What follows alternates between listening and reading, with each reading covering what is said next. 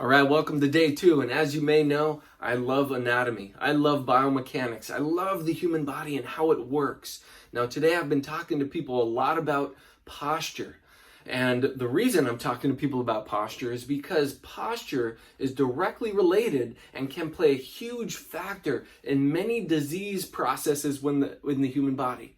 Not just macro posture, the entire posture of the human body, but the micro postures between the vertebrae, between each of the bones that dictate how the spine is working, how your body is moving, the coordination, the resilience of your body. So let's look at posture for a second and kind of define what that means. You've probably all had a grandmother or somebody significant in your life when you were a kid say, sit up straight, shoulders back, chin up. Well, I'm going to change that concept a little bit. All I want you to do when you're thinking about posture is lifting your chest. Just one thing alone. I find that it's important in many things in sports and athletics is to eliminate as many variables as possible. And some good advice that I just want to share with you is just to lift your chest. Why?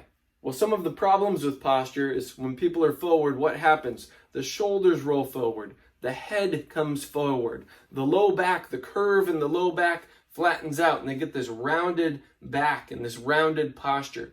What does this do? Well, it puts a lot of stress on the muscles, the ligaments, the tendons, the discs in the spine, the joints in the spine, and eventually possibly the nerves in the spine. And when we have problems with the nerves in the spine, that could lead to a myriad of different conditions within the human body. So how do we have good posture? Well, like I said, lift the chest up. What does that do to the shoulders? Well, when you lift the chest, it brings the shoulders into a relaxed, neutral position. It also allows us to take a nice deep breath, which is really nice, which feels really good, taking a nice full deep breath. How often do you do that throughout the day? What lifting the chest also does is it brings the head back over the shoulders.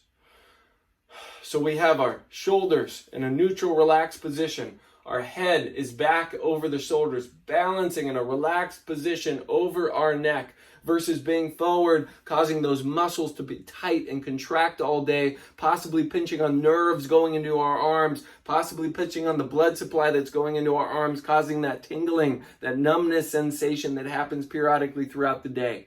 It also, what else does it do? You lift the chest here. It rounds the low back. It helps you get that curvature in the low back, which is essential for the proper function of the spine. Now, some people's disease processes or degenerative processes or arthritic changes are so advanced that they're not going to be able to get this exactly how I'm describing. But it's important nonetheless to have good posture. Lift your shoulders up. Have the shoulders in a neutral position. Have your head resting over your shoulders.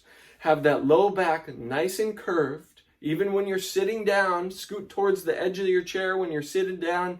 Get that good posture so that your chest is up, your low back's rounded, shoulders back, head over your shoulders. A lot of things can potentially change in your life. Hormones can change. Your perception of the world can change. Now, that's kind of a bold statement. Your mental state can change. The amount of stress in your body can change, and the function, the mechanics, how your body moves, how your body acts, not only when you're in good posture, but for the rest of your days when you're doing the activities that you want to do that make you come alive and that give you a good sense of just being alive in this world. So anyway, there's my tip for the day. Hope you're having a wonderful day. Remember, have some good posture. I'll look forward to talking with you tomorrow. Bye-bye.